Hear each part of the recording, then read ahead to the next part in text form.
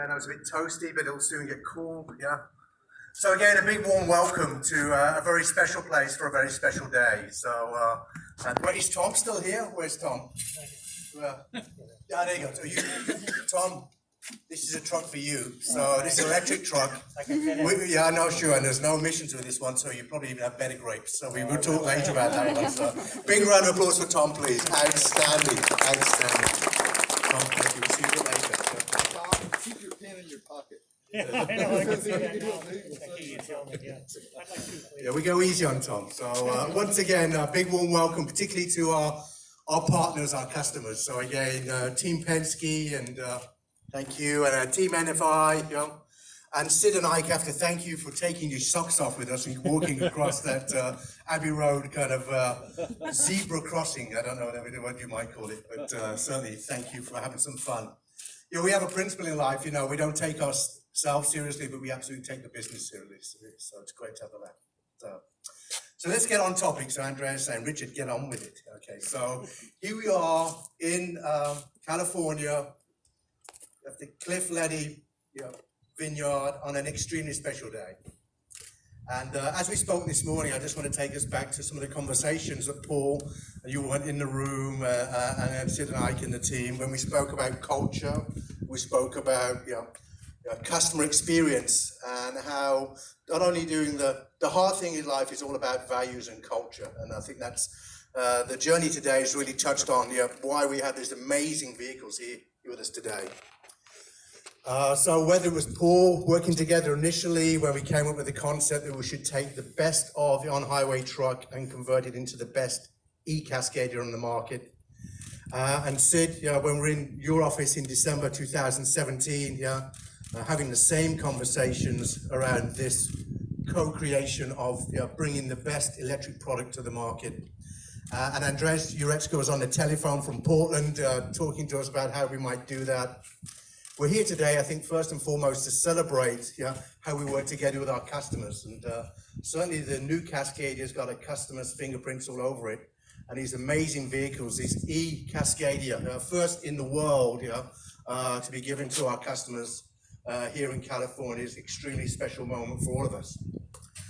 Particularly I have to recognize the team who are going to talk in a moment. Andreas is going to talk, and also Michael, about their journey. But as fellow leaders in Daimler Trucks North America, we have amazing people at DTNA. In fact, our people are a special weapon. We have great people in the organization.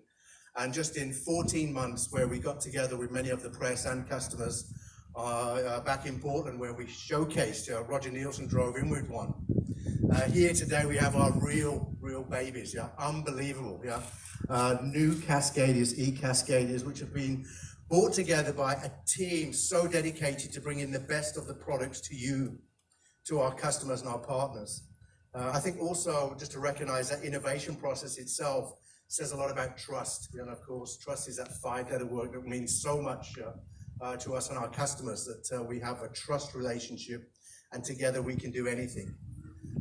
Other companies might work on their own in terms of developing product, but here at DTNA, Daimler Trucks North America, we work hand in hand. I also want to recognize the team working with a broader base of customers in our EV Council, Kerry Schaefer and the team, communicating with a broader set of customers about this innovation process where we learn together. And I think our journey as Freightliner, as Daimler Trucks North America, has been a journey of innovation and product development where we've always done that together, and that makes us stronger. So again, enough from me, but I do want to pass over now to Andreas Uretsky. Give this guy a great big round of applause. He's an amazing guy. Worked 24/7 for the last 14 months with a team dedicated to bringing the best of DTNA to here in California, in Napa. Andreas, it's to you. Welcome on these beautiful trucks. They are. Fantastic. Yeah. There's one in white and one in blue. One of the speeches that I always give in 2021 when we want to really showcase it, basically SOP, I say you can buy them in orange, in yellow, in green. That's a goal. But he was saying 2 years. Actually, it's 18 months since we had nothing. We had nothing 18 months ago, and now we have this. And I want to give you through the journey of how do we even get here. Now having these two trucks that we can now get over to the customer to learn even more of what we are doing and what we want to achieve here. So I got a phone call from Roger Nielsen. Some people know Roger Nielsen. You don't get these phone calls very often. So anyway, I got this phone call and he said, you know, I'm interested of trying to figure out a business case for commercial battery electric vehicle. And so that was his ask. The second thing he said, okay, we give you 10 people, they're coming from all types of walks within NAFTA, or basically within DTNA, and we call it a swarm. So for people that don't have an idea what a swarm really is, we got basically, I would say, the license to kill. We could do whatever we wanted. We were 10 people, we were in a completely different office, and we were just tasked with, okay, what does it take? And we had two really good things going for us. One thing is, we already had the best truck out there that you can buy. Number one. Number two, we have all the international network and colleagues at Fuso and at Daimler in Europe, at Mercedes-Benz, and there's all the knowledge that you can pick from. So we got some things going for us. But we figured out there's 4 things that we really have to tackle. Number one, everybody is guessing that one, technology. What kind of technology do you use on a battery electric truck? That was the first question. Everybody comes up with batteries and motors, and then all of a sudden you get into the battery management systems, etc., etc.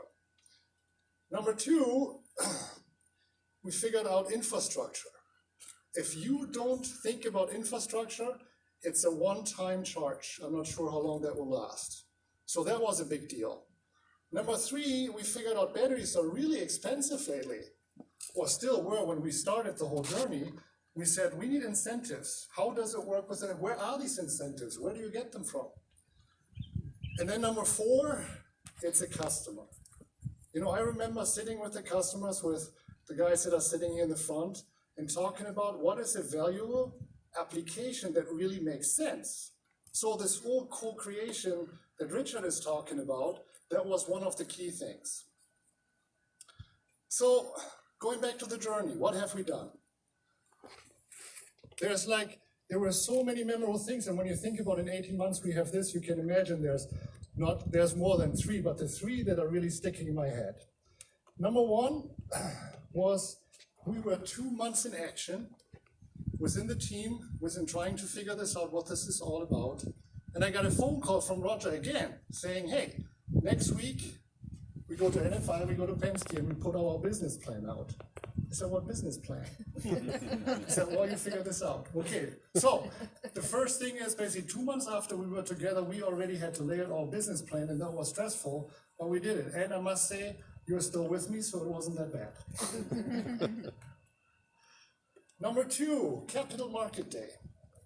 Capital Market Day, that was 8 months in the making. And we had already 2 prototypes that were driving. And maybe you remember the Capital Market Day? We had a couple challenges. Challenge number 1 is, Capital Market Day was a tent. I don't know if you could see it from the video or something, but driving into the tent, if you take the wrong turn in the wrong spot, you will take the tent down. So challenge number 1, don't take the tent down. Challenge number 2 is we figured this out because we tried it the night before, making sure that we are not turning the tent into dust. And all of a sudden, one of these tires, for whatever reason, turned backwards. And it was, of course, the night before, and everybody was standing there at 9 o'clock. We were ready at 8 o'clock in the morning. What are we going to do? So you can imagine there's always challenges that we had to overcome. That was number 2. Number 3, big deal, the first EM2 that we presented to the customer, to Penske, in 2018. And you know how hard we worked on that. We get the stem in 2018, and we did it. So thank you for everybody that worked on it, and thank you for helping us getting it in. And there were some challenges that I don't want to talk about it today, but the guys that were with us, they probably smile at me. There were some things that we have to do. It didn't go up to script, but we made it. So now you're asking, after 8 months, EM2, the first EM2, now we had 8 months of doing nothing. Now here's what we did the last 8 months. The last 8 months, we built the innovation fleet, and mostly the eCascadias. And that is the result of the first 2. And we are super proud of it. And I must say, within 18 months to get a product out that the customer's testing, we did already some preliminary testing with a couple thousand miles, but that you get them fresh in your hands, there's a lot of things to learn. And what really surprised me, and I want to mention that, I thought we were going to be faster. But the thing that is really hindering us right now in the whole process of doing the right thing, safety first, safety first, safety first. And we ran into a lot of, if you don't do all these due diligence and testing and batteries and systems, we wouldn't give you the keys. So that's why it took us a little bit longer than we even thought. So with that said, I want to introduce Michael, who has now the honor of giving these two babies to our customers. Michael.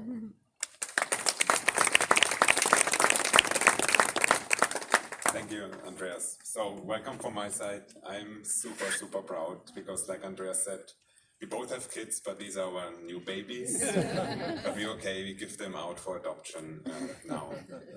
And yeah, great product and a very impressive product. And this is not the Freightliner sales speech. These are actually the words of the first drivers driving that truck, pulling reloads from a real shipping dock to a warehouse. It's not just about the headlines, we do real stuff. So with that, I think we can definitely say DTNA is leading the charge. But we would not be there without partners like Penske, like NFI. We have the best customers in the industry. And Andreas talked about it, Richard talked about it. This is co-creation. And again, we don't just talk about it, we just do it. But I also want to be a little bit the downer today. This is just the first small step. This is going to be a long and winding road until we scale up this technology to make it the mainstream in the industry. And I think everybody has to contribute to make that change.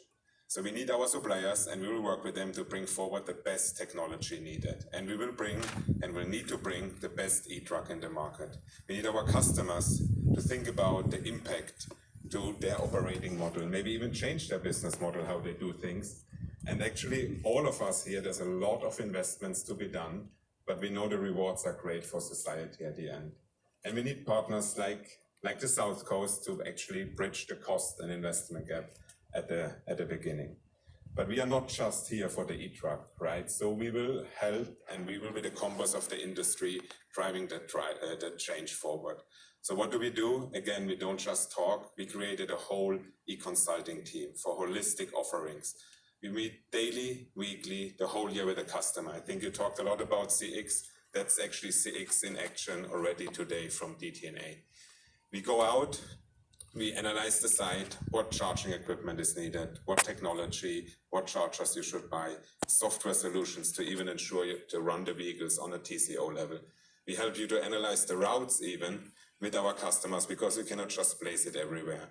And we tie it together with incentives and with financing options if needed to further mitigate the risk. And to talk to Stefan and the team, we have a great aftermarket team. So we qualify our customers and our dealers to guarantee maximum uptime with these vehicles. But we don't stop there. Andreas talked about it. It's a one-time charge. And I actually think a big bottleneck in the future will be on the infrastructure side. So what do? We just co-create with utilities. We go in every direction. What have we done there? We met 2 times. We had utility summits in Portland at our headquarters with the most progressive utilities in the country. We've established excellent relationships and processes with them, which will help us faster deploy these vehicles in the market. We also know a hassle of charging, right? So we don't want to have 10,000 different plugs out there. So we went forward and we're leading the charge under the China umbrella to standardize heavy-duty truck charging. And you know what's the best with all the things I talked about? We do it together with our customers in the Electric Vehicle Council, right? Again, co-creation is the DNA of our company. And there's a lot of tasks, but I turn around and this makes me super proud and excited. And this is what Andreas and I, share with the team, and we share the pictures with the team, and they work even harder to make that a reality. And with that, I actually am hungry myself, so I don't want to be too long between you and your well-deserved evening. I want to bring up Matt Asado. I talked about incentives, and the South Coast AQMD is one of the most important partners to make this program reality. So, Matt, thank you. Thank you, Michael. Good evening, everyone. I'm Dr. Asado. I'm the Deputy Executive Officer for Science and Technology Advancement at the South Coast Air Quality Management District. I know it's a long title. It means I'm the Chief Technology Guy at the nation's largest air district. And I'm super happy and excited to be here representing my governing board as part of this project and unveil the eCascadia trucks. Now, if you're at all familiar with the greater LA region, you know that we suffer from the worst air quality in the nation. And it's mostly due to mobile sources. And in fact, the top contributor to NOx, which is a precursor to smog, are heavy-duty on-road trucks. And so we've been working really hard to reduce emissions from heavy-duty trucks. But the only way that we can do the large number that we have to turn over, about 200,000 trucks in our region, in time to meet the federal standards and bring clean air to 17 million people that live in our region, is you have to go big. And so partnering with folks like Daimler, we know they know how to go big, and they have great fleet partners with Penske and NFI. They have huge fleets, and so we're really excited to be here. And let me just close and say thank you to Daimler for partnering with us. A personal anecdote, I've been personally working to get a large truck manufacturer to produce an electric truck for over a decade. So to have it here in being able to kick the tires, it's kind of blowing my mind a little bit. So thank you. I want to introduce Steve McNarty. He's going to talk or introduce the fleet customers. So thank you. Yeah, thank you for your trust in us and the investment that you made in our company and the product. So, Michael, I'm the last before the fabulous wine and dinner, so I promise I'll be really quick. But this is important because, you know, Roger Nielsen, our CEO, listened to our customers, had passion and the vision to co-create with our customers and build these amazing trucks. They're miracles, not just babies, but miracles.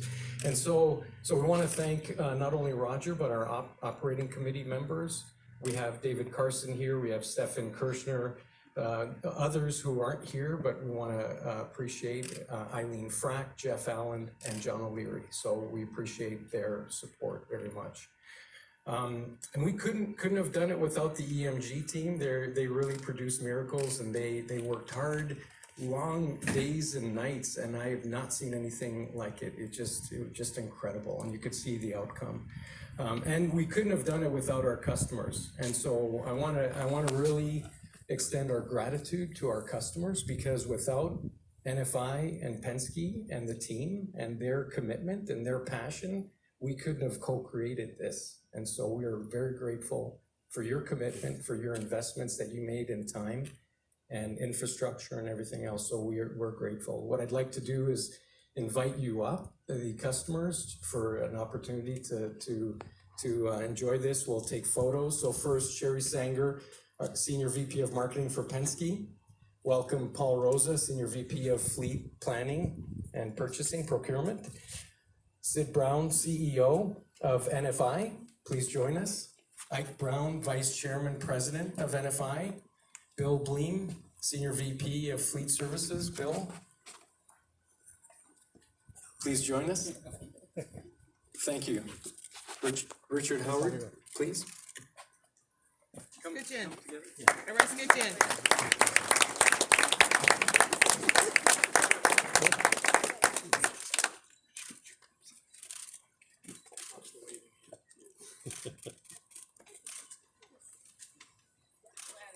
I just want to jump in the middle. Wait, yeah. Get Andreas, get the rest of the team in. Where's Fred? Come on. Fred will instruct others to join us. Stefan, Please. Yes, Stefan. Get closer. Squish in. Turn sideways. What are we gonna do? Squish in.